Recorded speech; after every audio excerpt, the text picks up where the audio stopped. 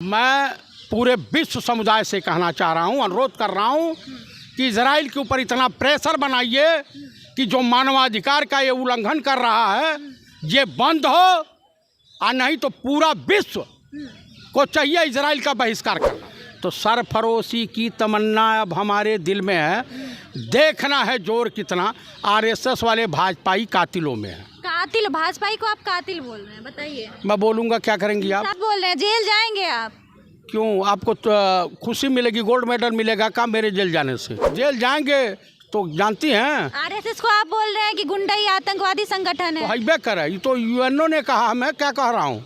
तो हाईवे करे तो जाइए करें, आप तो जाइएगा ही। तो जाएंगे तो आप खुशी मनाइएगा और मिठाई उठाई बांटिएगा, मैं जाऊँगा। कि फिलिस्तीन के समर्थन, वो कल को पाकिस्तान के समर्थन में चले आएंगे, आप पे भी सवाल उठेगा। हाँ, ये उठाना लाजमी है, क्योंकि देश में जितने प्रधानमंत्री हुए हैं दो को छुड़ा करके, कौन कौन दो? एक माननीय अटल बिहारी वाजपेयी को छुड़ा करके एक माननीय प्रधानमंत्री राजा बाबू को छुड़ा करके पाकिस्तान कोई नहीं गया। इजराइल की स्थिति वही है कि एक बार किसी महिला ने अपनी सहेली को अपने घर में संरक्षण दे दिया था। आप जा रहे हैं पर्सनल टिप्पणी? मैं पर्सनल टिप्पणी नहीं, किसी महिला ने अपनी सहेली की गरीबी पर तरस खाते हुए उसे अपने घर में पनाह दी।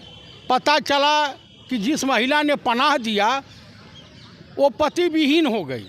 सेम स्थिति फिलीपींस की वही है। तो आप स्मृति ईरानी के बारे में आप ऐसा बोलेंगे? देश के माननीय प्रधानमंत्री राजा बाबू जिम्मेदारी लेने को तैयार नहीं। राजा बाबू क्यों बोलते हैं आप? मोदी जी बोलिए, प्रधानमंत्री बोलिए, राजा बाबू। राजा तो माननीय प्रधान में राजा बाबू कोई गाली है क्या? नहीं है, लेकिन अच्छे से बोलिए ना। मैं राजा बाबू कह दिया तो क्या कोई गाली मैं दे रहा हूँ? हाँ।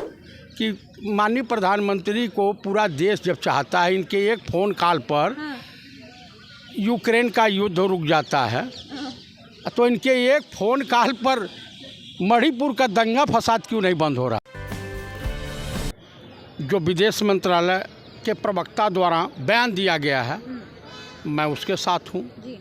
यूएनओ से भी जो उसके महासचिव हैं उन्होंने कहा कि इजराइल को तत्काल प्रभाव से सिविलियंस के ऊपर जो बमबारी हो रही है, महिलाओं के ऊपर बमबारी हो रही है, बुजुर्गों के ऊपर हो रही है, स्कूलों पे हो रही है, हॉस्पिटलों पे हो रही है, मस्जिदों पे हो रही है, इसे तत्काल प्रभाव से रोक देनी चाहिए, क्योंकि ये मानवाधिकार का घोर उल्लंघन है।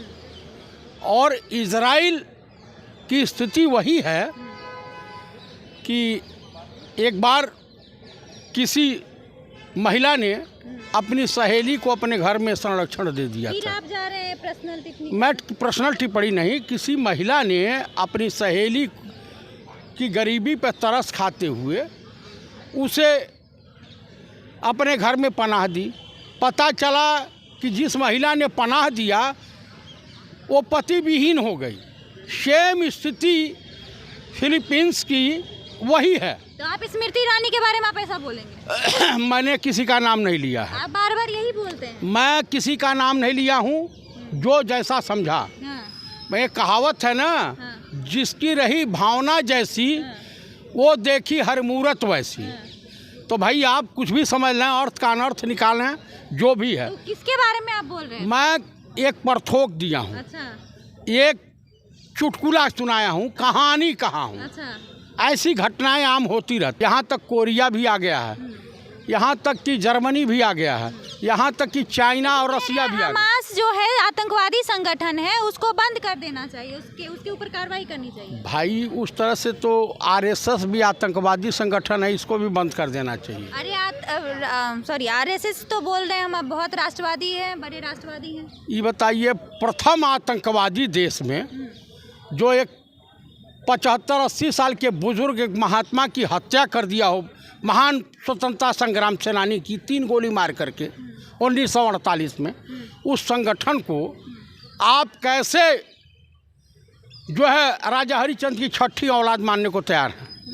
आरएसएस को आप कह रहे हैं आतंकवादी संगठन है। मोनू माने, आपको नहीं लग रहा है? मोनू माने सर और मुन्ना बजरंगी। अच्छा।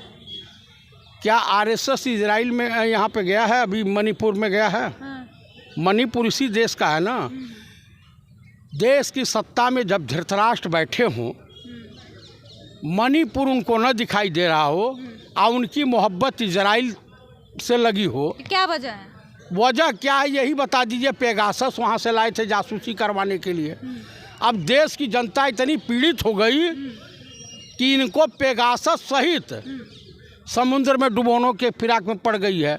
ये 5 स्टेट में हार रहे हैं, इनकी जनसभाओं में भीड़ नहीं आ रही है, ये लोग मंच छोड़ छोड़ के भाग रहे हैं। और राजस्थान में कोई मुख्यमंत्री का चेहरा बनने को तैयार नहीं है।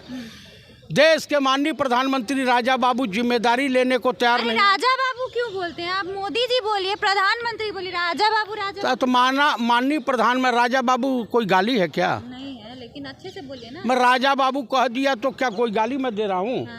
राजा बाबू बड़ा अच्छा शब्द है। देश के तमाम प्रोफेसर, इंजीनियर। लोकतंत्र में आप किसी को राजा बाबू कह रहे हैं, ये सही नहीं है ना। लोकतंत्र राजा बाबू हमारे वहाँ पूर्वांचल में कहा जाता है। अच्छा, जो बड़ा आप कुछ बच्चे जो है यहाँ के कह रहे हैं कि हम इजराइल के समर्थन में जाएंगे लड़ने के लिए, देख रहे हैं रूबी। जल्दी भेज दीजिए। रूबिका लियाकत और तमाम जो है गोदी मीडिया के पत्रकार पहुँचे हैं। फिलिस्तीन तो नहीं पहुँच पाए हैं, लेकिन इजराइल जा कर के वहीं होटल में छुप करके वहीं से अपना कर रहे हैं। तो उसमें कहीं ये बट नहीं है। लेकिन देखिए, फिलिस्तीन में मानवाधिकार का उल्लंघन हो रहा है और ये नहीं होना चाहिए। मैं इसकी घोर निंदा करता हूँ। आपकी हमास से लड़ाई है, हमास के लड़ाकों को मारिए, लेकिन औरतों, बच्चों, बुजुर्गों, हॉस्पिटल, स्कूलों और मस्जिदों पे बमबारी मत करें। कुछ लोगों का ये भी कहना है कि जो लोग आज फिलिस्तीन के हमास के समर्थन में, यानी कि फिलिस्तीन के समर्थन, वो कल को पाकिस्तान के समर्थन में चले आएंगे।